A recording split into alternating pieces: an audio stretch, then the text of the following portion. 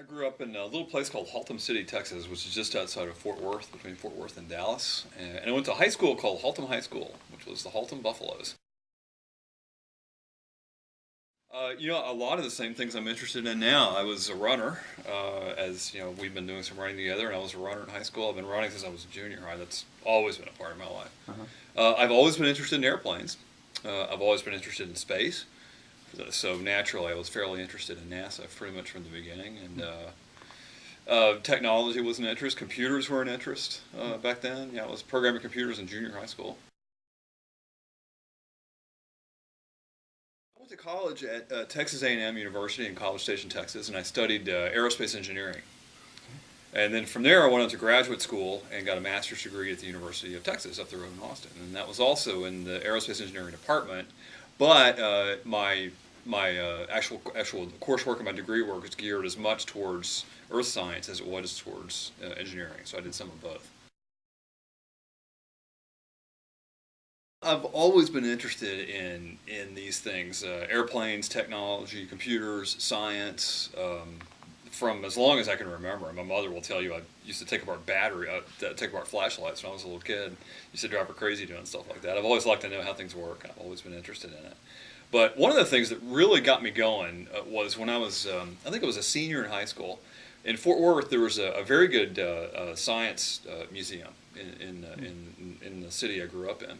And they had an Omni Theater, which was, I'm not sure Omni Theaters even exist anymore, but at the time it was a big domed theater with real fancy, real high tech and surround sound. It was an amazing experience. And they had a program on a space program, a movie on the space program. It's called The Dream is Alive.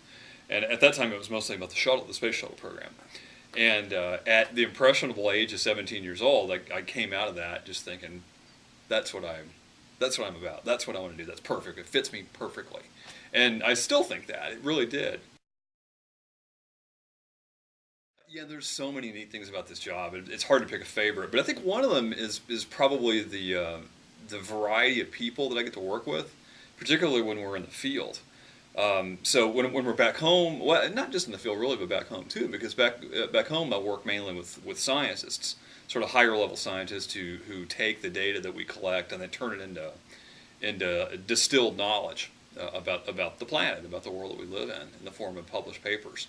And so being in contact with them lets me and lets the project know what they need, what kind of raw data they need to feed the research that they're doing.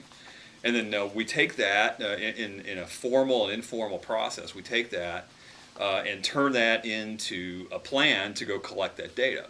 And that requires me to work with all the instrument teams, the flight crews, the pilots, the maintenance guys, and all the local folks out in the field.